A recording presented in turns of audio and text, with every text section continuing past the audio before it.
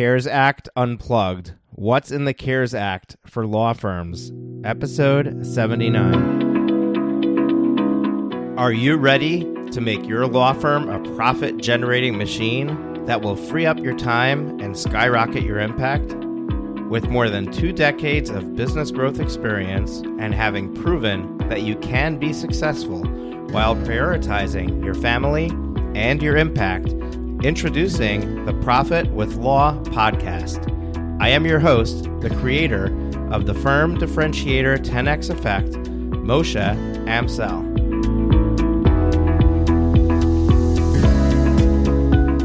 Well, hello and welcome to another episode of Profit with Law. I am your host, Moshe Amsel, and if you have been living under a rock, we are doing daily live streams on how to deal with COVID, how to deal with stay-at-home, how to deal with working from home, how to deal with decreased business, decreased staff, increased business, increased staff, stress, all of those things. Profitwithlaw.com/COVID, profitwithlaw.com/COVID. We still have a few sessions left. Join us there. I'd love to have you. Now, I just went live on Facebook on Monday night, March 30th at 10:30 p.m., and I'm now recording this intro an hour later at 11:30 p.m. Great live stream. We had a lot of engagement, a lot of questions that came in from the audience, and I just took that recording and I'm sharing that with you here. I went through the CARES Act and everything in the act that might be relevant to you as a law firm owner and shared that with you. I hope this is helpful. I hope it's meaningful. And if you have any questions, feel free to reach out to me on social media. The best way to get me is on Facebook or LinkedIn. You can also send an email to mamsel@dreambuilderfinancial.com. All of that is linked in the show notes. I'm so glad to have you here as a subscriber. If you've been enjoying the show, especially if you've been getting value during this insane time where we have gone to an episode a day to bring all of this information to you, to help you in this time of need, this time of anxiety. If you're getting a ton of value, I would love it if you would just take a moment and rate and review the show. It just takes a minute of your time, maybe 2, to just go into your podcast app and click that button to rate and review.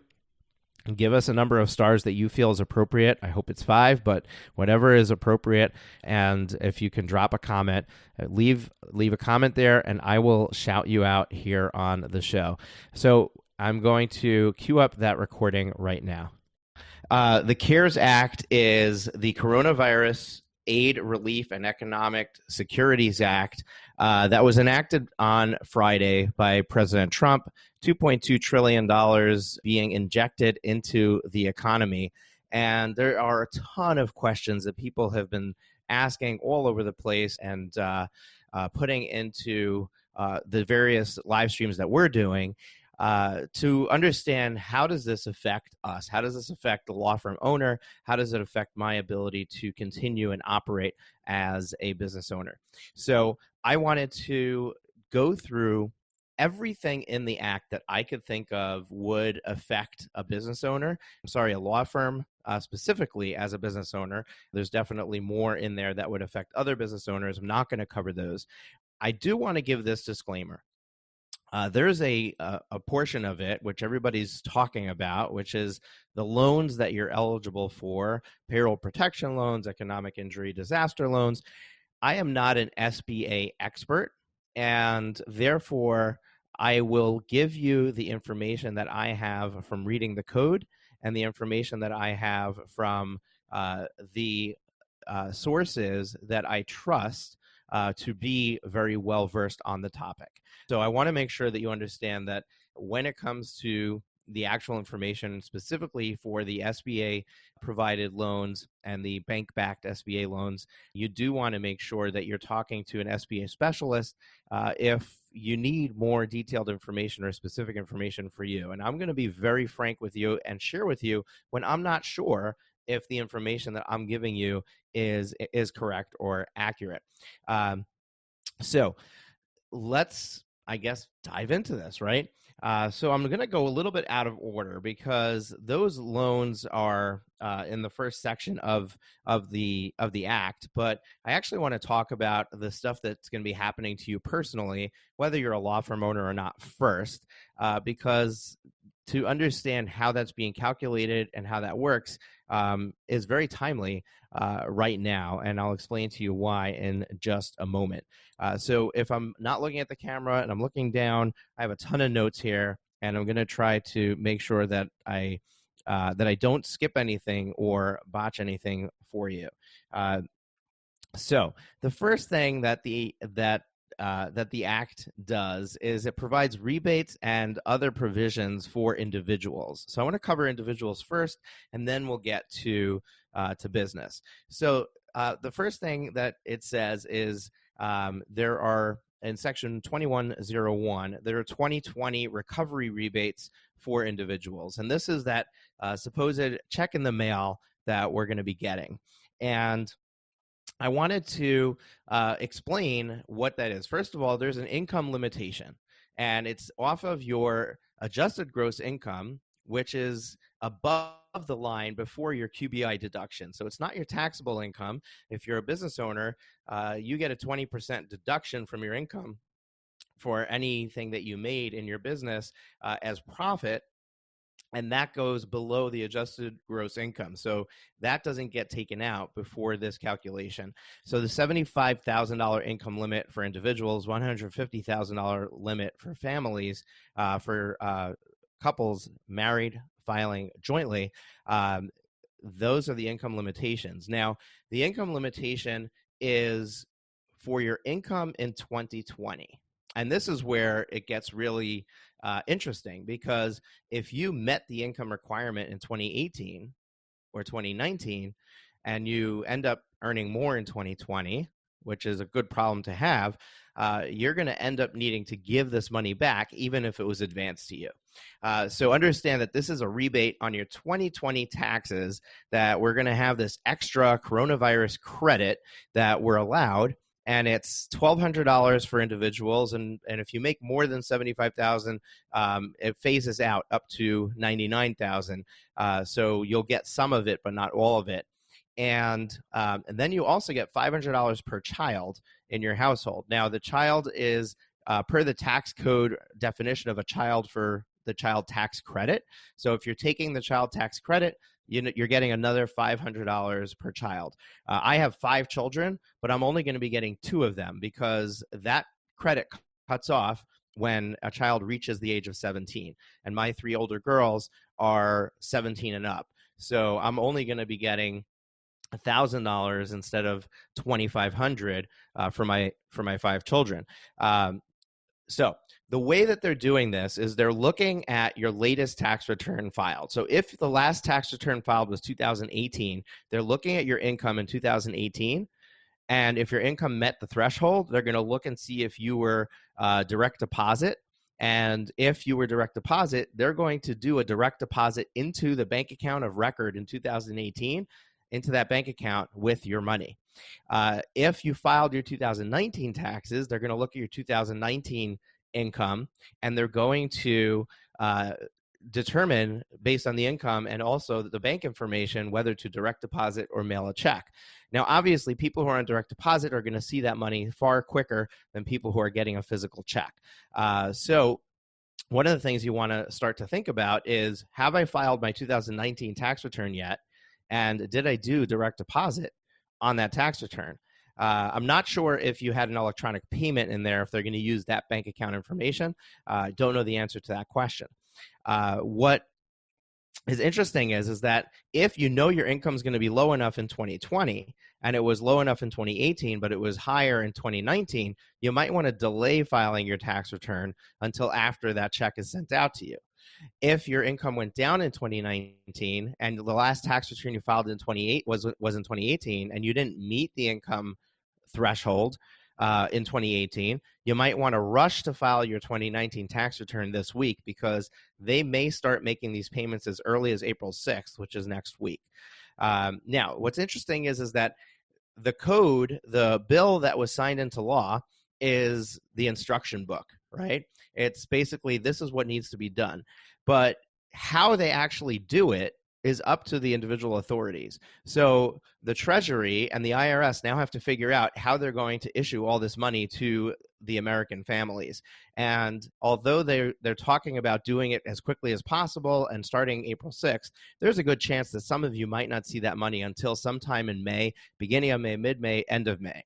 Unfortunately, it's just something that you can't rely on, but it will be coming if you meet those requirements.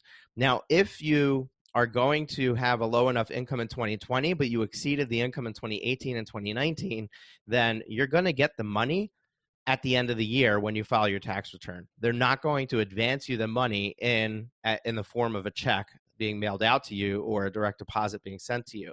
So that's an interesting thing to understand, because if you are still employed or you're self-employed and you're paying yourself on payroll or you're paying estimated taxes, and we'll talk about that also, you can adjust the amount that you're estimating to pay, or you can adjust your withholding to try to get that money back now through that method, as opposed to waiting for tax time to get it back as a check in February through April of 2021. So that's the first thing, the recovery rebates for individuals that are going out to people. The next thing is in Section 2102, a delay of deadlines. So basically, and I'm looking at the comments here on Facebook just to see if anybody has any questions, and they don't. And yes, I am safe. Unfortunately, really close relative has passed away from coronavirus, and I just got word of somebody else. So that not a direct relative of mine, but somebody really close to a family member. So it's really sad what's going on with this coronavirus. But back to the subject at hand. So Section 2102 talks about the delay of deadline. So your tax return filing for 2019 has been extended. It's not due until July 15th of 2020. Also, if you owe money, it's been extended to July 15th of 2020. The states are jumping on board too. I am hard-pressed to believe that there's any state in the U.S. that's not going to extend the deadline as well. However, you have to check with your state. New York State has extended, Massachusetts has extended, Connecticut and New Jersey have extended. You just got to check with your state to see if they've also extended the deadline. That also extended the deadline of estimated tax payments. So as a business owner, you are supposed to make quarterly estimated tax payments. The first one is due April 15th.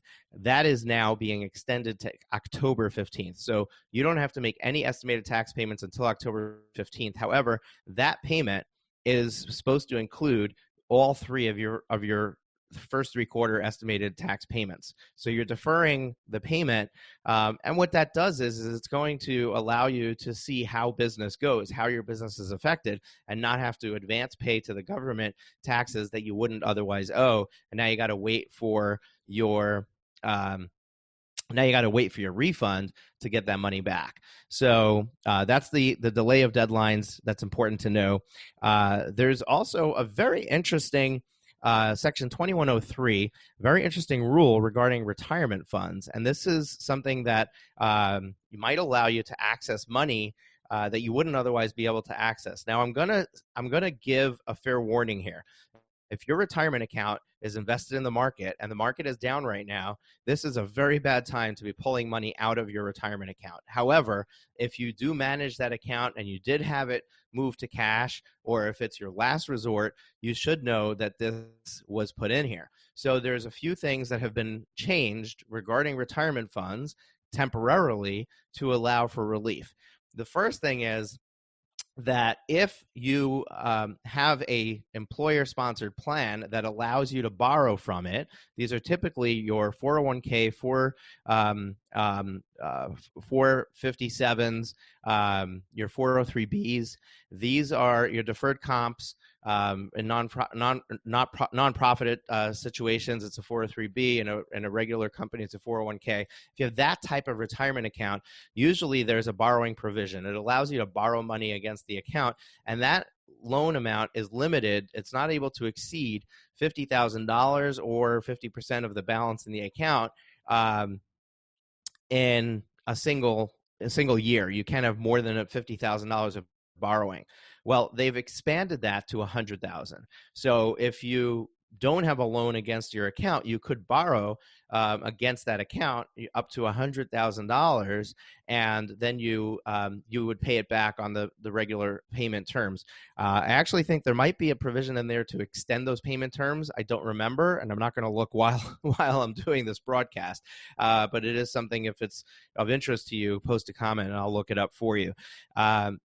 So that's very interesting. The other thing that's really interesting is that there has always been a rule that you can pull money out of the account with no penalty if you put it back in within 60 days. So it was called a rollover, and you were limited to one of those in a calendar year. Well, what they did is they now are allowing you to do that over a 3-year period. So you can pull out all of the money in your retirement account, for example, and you can just put it back in within 3 years and say it was a rollover, and you would not have to pay a penalty or taxes on it. Now, I'm not sure technically how they're going to do that, if that's your intention, because you're going to have to you're going to get the tax return is going to have that income on the tax return. If it's if it's not a Roth, if it's a regular taxable account, then you would, a tax deferred account where you pay tax on it when you pull it out, then I presumably you would have to pay the taxes and then get it refunded when you did this rollover. I'm not sure how they're technically going to do that, but it's in there. So you can safely withdraw the money from your retirement account as long as you put it back in within 3 years. It's considered a rollover, no penalties, no taxes, and it remains a tax deferred account. The other thing that they're allowing you to do is they're allowing you to pull out your money early from the tax account and from the tax deferred retirement account, and avoid your 10% penalty you normally would have. Now, your 10% penalty is on top of any income taxes. So you're still, if it's in a 401k, 403b, 457, you haven't paid tax on that money yet. When you withdraw it, it's income. You're going to have to pay taxes on it. So you definitely want to be careful with that. But it is an option that you have. If you're in dire straits, you have that option available to you. And you also have that extra insurance coverage for yourself that you can treat it as a rollover and put it back. The best thing is a loan, because then you can put that money back in over time, and you pay yourself interest, which ends up in your retirement account. So that's the best option. But if you have $1 million in the account and you need access to $250,000, you can do that easily, pull it out, and you're not limited to that $100,000 loan amount. So that's the special rules for use of retirement funds. There's a couple of other things in there. So there's an allowance of a above the line deduction for charitable contributions of $300. So it used to be that charitable contributions went on your itemized deductions, and because of the changes in the tax code, many of us were not even itemizing, so charitable contributions were going to waste. So they added this $300 of charitable contributions that can go above the line, meaning it adjusts your income before it becomes your adjusted gross income. So you get that deduction. So if you were thinking about making a charitable contribution this year and you were holding back because of this, you can, up to $300 is going to be fully deductible for you from your taxes. Another thing that they did is they changed the maximum amount that you can deduct for charity. If you're in that case, check with your accountant to see what you're allowed and not allowed to deduct. And another interesting thing, so that's all the personal items. Okay, so you're getting money back. Hopefully, well, if you're earning more than that, then you don't get money back. Then you're in a good position. Good for you. But if you were in a good position before, and now you lost your job, you're not going to be advanced that money. So unfortunately, you're excluded. But we've given you some options of getting your hands on some cash. So now let's go and talk about your business.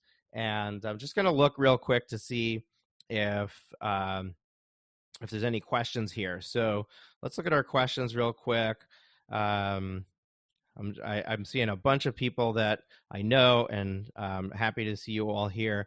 Somebody asked, what about LLC tax? I guess that depends on each state. Sherry, you're in California. You're referring to their minimum $800 franchise tax that they charge, or are you just asking about business tax on the LLC as far as, and I'm not sure what your question is. Are you asking about the due date of it? You got to check with California. Just go to their website. They'll have it right across the top if they've made that change.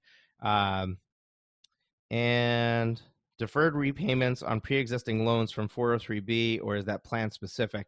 That is a good question. That's a really good question. You know what, Dave, I'm going to go back and check in the code, and I will get back to you, because I do remember reading something about that, but I don't remember the details. So I'm going to come back and I will reply to that comment in the feed. So Sherry, you're still going to be on the hook for the $800. It may have been delayed, but you have to check with California. Okay, so we are going to talk about your business, your payroll. If you have employees, how do you function? What are your options? Just take a drink of water real quick, and let me just look at my notes here. So, people are asking about these loans, and there's a lot of confusion, a lot of talk about what these loans are. So let me just give you a background of the SBA, what it is, and the terminology, so you can understand what we're talking about. So the SBA is the Small Business Administration. It's a federal entity, and there's actual rules or code that's written that governs how they operate. And typically, under normal circumstances, the SBA has loans available to businesses, but they're not provided by the SBA directly. The loans are provided by banks, and the banks go through the process of checking to see if somebody is eligible, and the bank is looking to make sure that they're going to get paid back. So they want to make sure your credit score is a certain amount. They want to make sure that you have a reasonable way to pay that money back. So they want to look at your business, and they want to make sure that everything looks good before they give you an approval. When they give you an approval, the SBA guarantees a percentage of that loan. So normally they guarantee 80% of the loan, or 75%, depending on the type of loan. So there's a certain percentage, a large percentage of that loan that's guaranteed by the SBA or financially backed by the SBA, and the rest the bank's on the hook for. So the bank really has a lot of power in determining your eligibility. Now, typically you can get a loan under Section 7A to grow your business, to expand your business, to start a business. And if you're opening a restaurant, it's going to cost you $750,000 to open. Well, you go and get an SBA loan, and that's payable over time, 5 years, 10 years, whatever the term is, and that gets you started. That's what allows you to start that business if you don't have the capital to put out. There's another section, 7B, in the SBA code that allows the SBA to provide disaster loans. So whenever a disaster is declared in a specific area, and it does not need to be nationally, it could be there was a flood in one particular county in a state, and that county is declared a disaster area. Now the SBA can write disaster loans to that area. Now, what's happened is that the president declared a disaster for the United States. So anyone in the U.S. is eligible for a disaster loan. And those are called Economic Injury Disaster Loans, EIDLs. They're 7B loans. And what happens with the 7B loan is that is given directly by the SBA. So the SBA provides or processes that loan directly, and you apply directly with the SBA. And when you apply with the SBA, they are required to advance you $10,000 within 3 days of your application. And should that loan not get approved because of your eligibility for a loan, then you get to keep that $10,000 as a grant towards your business, and you don't have to pay it back. So that's an EIDL, and it's always available when there's a disaster, and it's now available for the coronavirus for anybody who is affected by it, and that you can apply for that at this minute, at this moment. The loan that is in the code of this new law is in Section 7A. They've basically modified a bunch of the sections of 7A to allow for a different type of loan that isn't normally allowed, and that is what is being dubbed or called the PPP, or the Payroll Protection Plan. And the intention of these modifications, and this is all in Section 1102 of the new code, is and thank you, Jordan, for dropping that link to the SBA application there in the Facebook feed. So the 7A loan, the Payroll Protection Plan, is specifically intended to help businesses get through this crisis. And what's interesting about it is that it has a forgiveness piece to it, a loan forgiveness piece, and that is what's causing a lot of the confusion. But what's really the most confusing of all is that this is still a 7A loan, which means the banks are the ones who are going to have to facilitate this loan. And even though the SBA has put guarantees in this code to say that if the bank is unable to financially provide the loan, that they're going to provide the funds for it, they've also changed and made it that they're 100% backing the loan instead of 80%. So the banks really have no risk. The problem is that the banks are not designed or set up for this kind of loan processing. So although the code was passed on Friday, although this new type of loan was enacted, nobody knows how to apply for it, because the banks have to create that application process for you, and they're scrambling. They were caught by surprise with this new code and this new law that's now going to affect them and how they process these. Now they're going to get it in check, but the code actually gives them 30 days. So it gives the SBA and the banks 30 days to get their act together, which means that you might not see any money from this program for a while, because once they do get their act together, then you actually have to go through the application process and get approved for it. So I'm going to go through the details of what the PPP loan does under the SBA Business Loan Program, Section 7A, and I'm going to explain the terms of the PPP and how it works. But you might want to consider starting with the Economic Injury Disaster Loan, which is available right now. And the only caveat is that you cannot use the PPP loan, which has the forgiveness piece in it. You cannot use that for the same thing that you're using the EIDL for. So if you have a large payroll to protect, and that might get forgiven, or you have a large amount of debt that you're going to pay off, and you're expecting a large loan in the PPP, then you might want to be careful what you use the EIDL for, or hold off on applying for it. But most small business owners are not going to get much from the PPP loan anyway. You're better off going for the EIDL and hoping that you get the $10,000. Maybe you don't get approved for the rest, and you get the free grant, or you get approved for a loan, and the terms there are great. It's a 30-year payback, and it's 3.75%, I believe. I was saying 3.25, but I think they now have clarified that to 3.75%. And that is, that's a great loan that you can use to do whatever you need to do in your business to keep it afloat.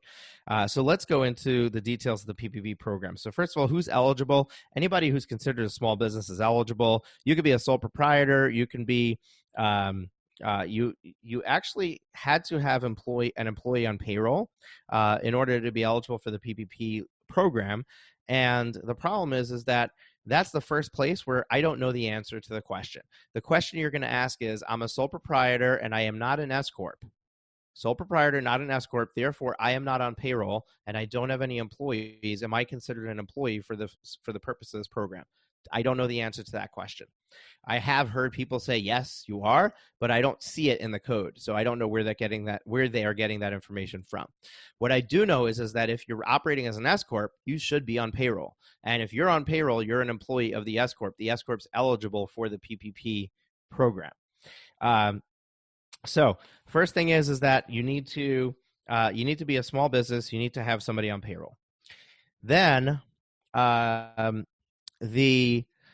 there's the max amount that you can borrow. So the way that they're calculating how much you can borrow is that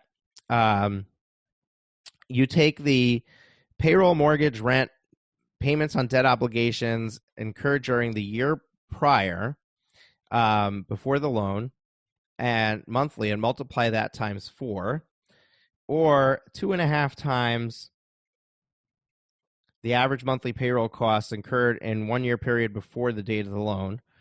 And those payroll costs include salary, wages, tips, sick, family leave, paid time off, severance payments, group health benefits, retirement benefits, state or local taxes, assessed on employee compensation. Now, there is a limit on employee compensation. So if they are making more than $100,000 a year, it's limited to $33,000. The quarterly amount is limited to $33,333. It doesn't go away because they're paid more than $100,000. You don't have to exclude that employee. You just cannot count anything above the $100,000. Now, you're allowed to use the loan for payroll costs. Payroll costs include, and now this is not your actual salaries, payroll costs include sick pay, medical pay, family leave, group health benefits, and insurance premiums. And then it can include salaries, commissions, or similar compensation, interest on mortgage obligations, rent, utilities, and interest on other outstanding debts is all proper use of this money. Now, the forgiveness piece, and this is the interesting part, the forgiveness piece basically allows you to get some of the loan forgiven, and that's based on your salary, that your payroll that you've paid during the 8-week period from let me see. It's from March 1st. What is the pay period? February 15th to June 30th. That is the wrong date. That's if you terminate anybody and you brought them back. I think it's, I don't know. I don't have it in front of me, but it's an 8-week period. I think it's March 1st to March and April. So March 1st to April 30th is the 8-week period that they're paying you back for payroll. So the problem is that what if you fired everybody in February and your industry didn't come back yet? You're still working from home. Your business has not returned. You can't bring people back during that period. Well, you're not going to be able to get the forgiveness. Now, I'm assuming that we're going to end up with a third bill anyway and another act, and that might be extended. It might be changed, but the current information that we have is this. Now, the forgiveness can also go towards debt payments that you made during that with that money as well. However, the forgiveness is reduced by your decrease in personnel compared to the prior year. So if you ended up laying a bunch of people off, then they're going to reduce it. They're going to reduce it by either a reduction in staff, or if you reduce people's pay by 25%. So it's extremely confusing, but the bottom line is that the the program is intended for people who are trying to keep their people on payroll and are still have them. There is actually a clause in there that allows you to bring them back. So if you fire them, you can bring them back, and they're still considered there as far as the reduction in the forgiveness, but you still are limited to the actual cost of payroll and the payments of the debt payments that are made during that time with that money. Now, understand that you're actually borrowing the money, so it is a loan program, and if you don't get the forgiveness, you're still got to pay that all back. And even if you get the forgiveness, you're probably not being forgiven the whole amount. You're being forgiven the amount that went to payroll. So the forgiveness clause is a very interesting part of it. However, when I'm looking at small and solo law firms, you're most likely better off with the EIDL. It really depends on your payroll situation. If you're remaining at full staff and you have staff that you're paying, then it very likely makes sense for you to go for the Payroll Protection Plan. But if you don't have staff or you have a really small payroll, you might be better off getting the EIDL, getting the much bigger loan amount, the much longer loan period, because this loan, the Payroll Protection Loan, is only a 10-year loan, I believe. It's a maximum maturity of 10 years from the date that you apply for loan forgiveness. And it also, the interest rate is not to exceed 4%. So it's still a good percentage rate, but it's a much shorter time period, payback period. So EIDL might be a better option. But I think that you just apply for both and see what you get approved for, and then just be really careful of how you use the money, what you use the money for, and just make sure that you have enough to use it for either thing. One question that I have that I don't know the answer to, and you may be having it, is if the money has to go can go to rent or mortgage. What about if I maintain a home office? What if I have an office in the home and I don't pay myself rent, but I take that deduction on my tax return?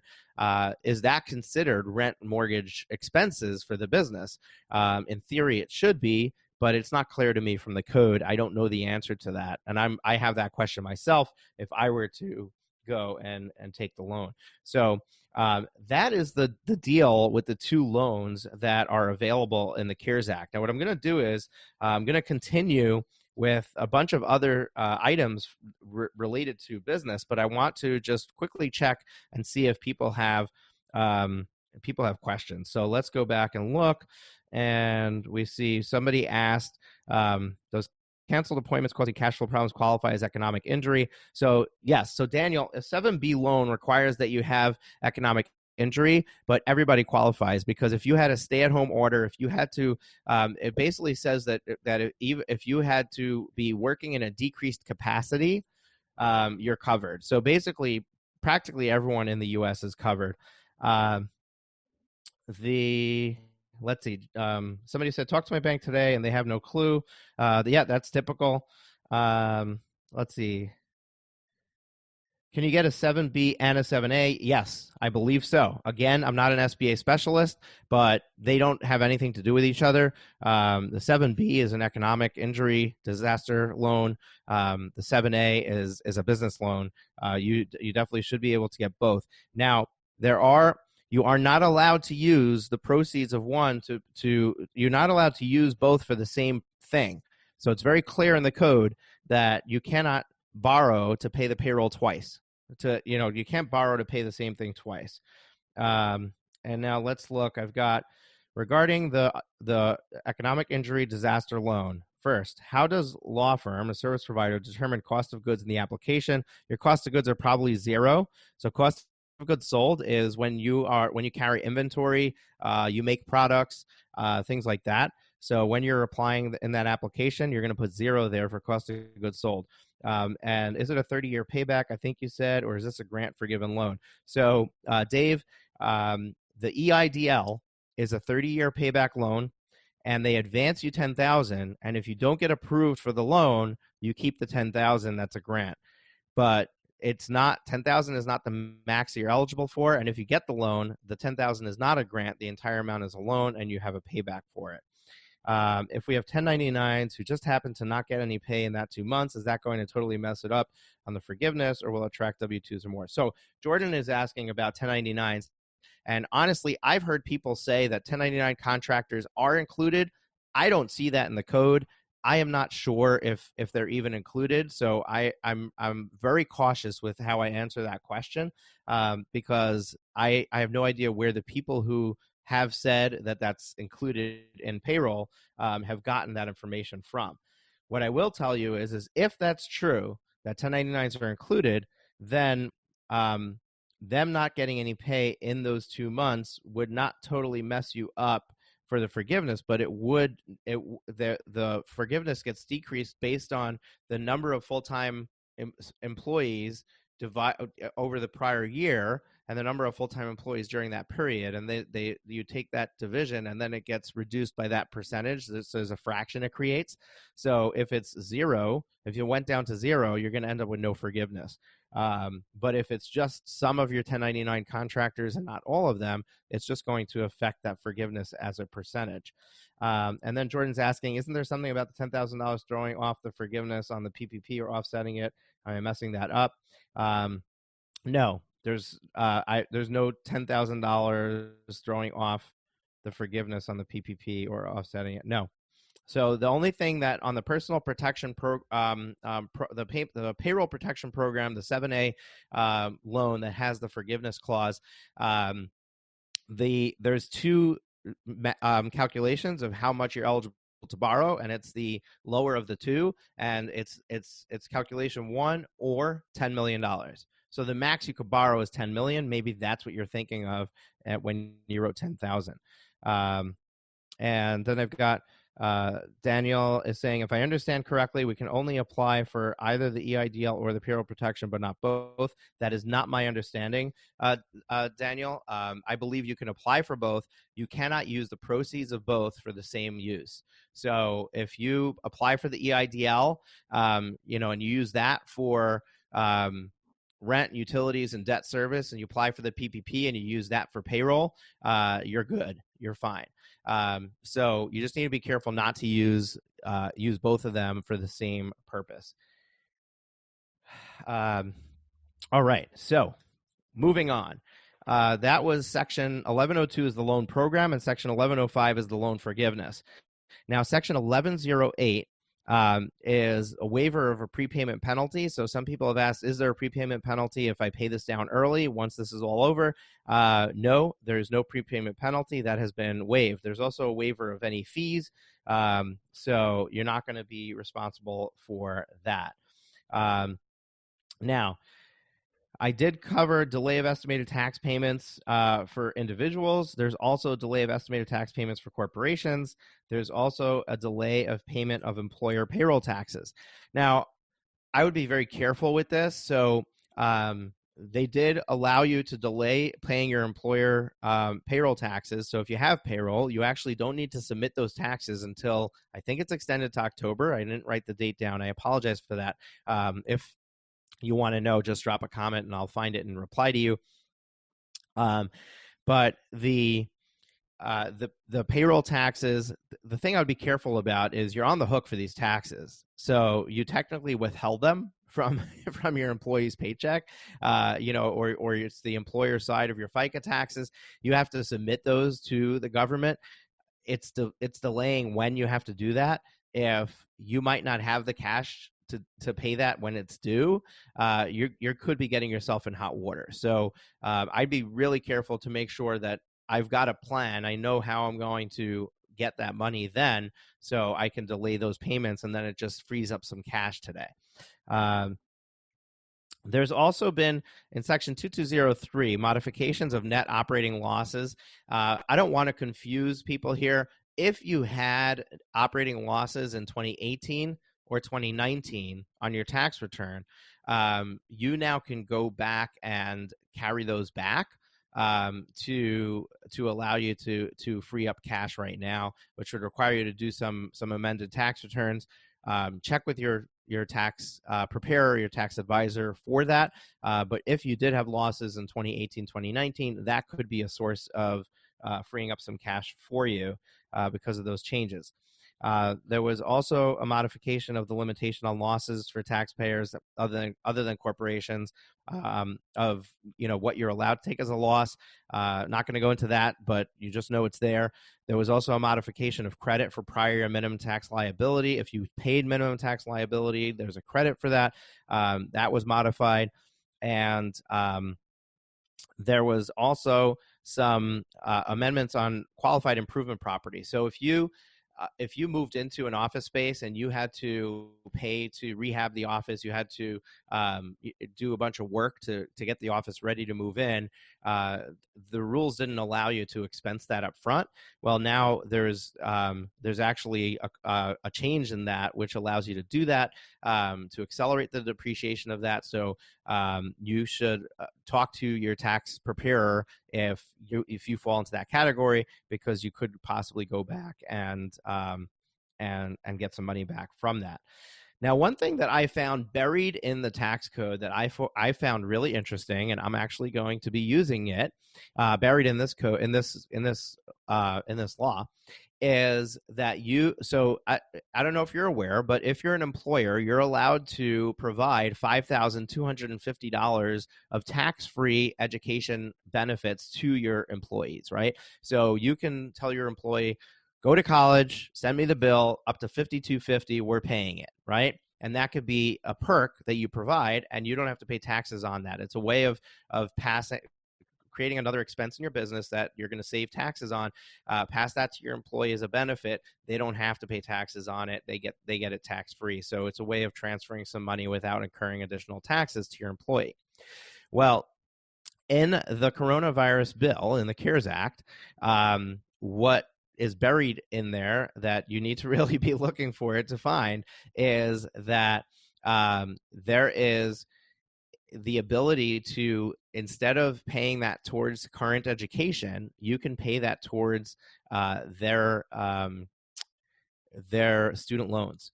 So my daughter works for me and she has student loans. I can now pay her tax-free $5,250 towards those student loans and pay it off. Now, you have to if you make it available to one employee, you have to make it available to all your employees. There are all kinds of rules around that. But it could be a way for you to continue to compensate somebody, even if maybe you're needing to cut their hours, or you're needing to decrease how much you pay them. You have some other benefit that you can provide where there's now a little tax loophole to help you that will help them. So they don't have to be a student. As long as they're carrying student loans, you can help them pay that down with this code. And so, and Daniel's asking if he would still be eligible. Daniel's asking if he would still be eligible for forgiveness on new hires during this period.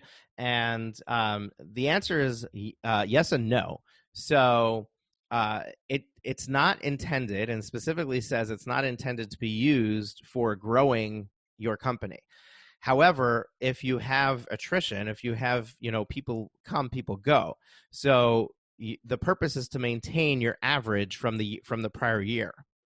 So if you look back at the prior year and you had an average of 4 full-time people, then it will cover up to 4 full-time people during this period. So if you only have 3 right now, but your average was 4 in the past year, you can hire the 4th person and it'll cover their payroll as well. And Rob wants to know about my video. I am using a DSLR. I'm using a Panasonic Lumix G7. And that's why my image is so amazingly incredible. It's got an HDMI output that goes to an HDMI converter into my USB. So Dave is asking, what about to owner-employee on payroll? Can I pay $5,250 pre-tax towards student loan? So Dave, if you're an owner-employee on an S-Corp, so this is the difference, right? If you're a sole proprietor, you're not an owner-employee, okay? Sole proprietor, you are the business. If you're an S-Corp and you're paying yourself a salary, then for that purpose, you are an employee. So you can get the same benefits that any employee can get. You can get that $5,250 as well. So Aletha is asking, what section is the 5250 tax-free education information found in? And I read it on Friday night when I was going through the code, and I could not find it now when I was going through it again before this live stream. So I have to get back to you. I did see somewhere that they said it was in section 2206 when I Googled it, but it was not in 2206 where I was looking. So I definitely know I saw it. I read it. It was there. And I got confirmation with a whole bunch of blog posts that I found on it when I looked it up, but I'm not sure. I looked back again and I couldn't find it. It's a 247-page bill. So I didn't want to read through the whole thing again before I went live, but I knew that I might have that question. So I will get back to you on that. So yeah, Dave, you could definitely pay $52.50 to yourself as an expense in the business, and then that go towards your student loans. Let's see. So was there anything else that I needed to share with you? So, there's another interesting thing that I found in this bill. So if you have an HSA or a flex spending account and you're paying for medical expenses through your FSA or HSA, they actually added some really interesting things that you can count as a tax deductible, as a approved medical expense. And I'm quickly opening up to section 4402 to find that for you. One of the things that they added, and with 3 daughters and a wife, I'm really excited about this. Feminine products, tampons, pads, all of that stuff is now considered a medical expense for FSA, HSA purposes for this year. So if you were holding off on getting those supplies, you can now purchase it with your FSA or HSA card and or submit it for reimbursement from them. And let's see, section 4402 is where that is. I know that there was something else in there which I read through and I said, oh, that's not relevant to me. But let's see, menstrual care products. And I thought there was something else in there, but that's the only thing. So that's interesting. What else do we have? Oh, and there's also temporary relief for student loan borrowers. So and this is only federal student loan borrowers, so if your student loans are private, this doesn't apply to you. But if your student loans are from the federal government, then you definitely can get your loan, put your loan into forbearance, and there won't be any interest on it. There won't be any payments due, and it will be considered as if you made a payment during that period. So you won't get dinged, and it'll actually count towards if you're if you're working towards, you need to have a certain number of payments and the rest gets discharged. It'll count towards that. So that is everything I highlighted that would be potentially beneficial for you as a law firm owner, small business owner, or person to know. And I hope that was helpful. I'm going to wrap it up here. I'm just going to look and see if there's any more questions. Anybody has any more questions, definitely pop them into the chat. Real quick, we've been doing a daily live stream. So if you want to find out about the rest of them, our live stream tomorrow is right on point to this topic. Let me actually give it to you. So go to profitwithlaw.com/COVID, profitwithlaw.com/COVID, and you can sign up. You'll get the Zoom link for the live stream. So tomorrow is getting new clients tomorrow is managing a cash crunch, and that's at 1 p.m. Eastern, managing a cash crunch. And I've got a bunch of great people coming on there, including Boris Musheyev, who I just interviewed on the podcast last week, episode, I think it was 75. And Boris actually spoke about some of this stuff at the end of the episode, but he is a CPA, and his firm is actually helping people with these loan applications and preparing for them and figuring out what the right strategy is for them. I'm not doing that. I'm here just to give you the information. So definitely go check Boris out. If you want somebody to just do it for you, if you just want somebody to assess your situation and get the right thing for you. Managing a cash crunch is tomorrow. Getting new clients today is at 11 a.m. on Wednesday. Projects you've always wanted to get to at 10:30 a.m. on Thursday. and Staying Healthy and Performing Self-Care, 1 p.m. on Friday. So really excited about the rest that's upcoming. We've had a great series so far, really, really engaging. Everybody enjoyed it. ProfitWithLaw.com/COVID. And I'm going to sign off. So be safe, everybody. Take care. Have you been enjoying the show? We sure hope so. To make sure you never miss an episode, be sure to hit the subscribe button in your podcast player app. Next week, we will be back with more valuable resources and ideas on how to break the mold and take your law firm to the next level.